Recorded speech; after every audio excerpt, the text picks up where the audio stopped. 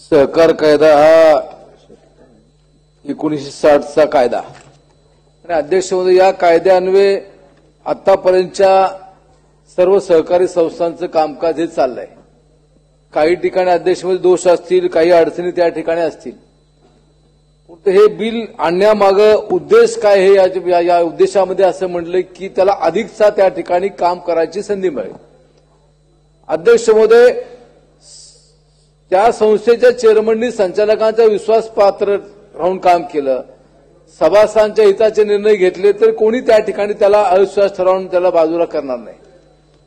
पण अध्यक्ष महोदय यामध्ये दोष असा दिसतोय की हे जर 2 वर्षाचा कालावधी अध्यक्ष महोदय दिला तर मग बेफिकिरी मोठ्या प्रमाणात वाढू शकते आणि ही बेफिकिरी वाढल्यामुळे काही संस्था अध्यक्ष महोदय अडचणी येऊ शकतात।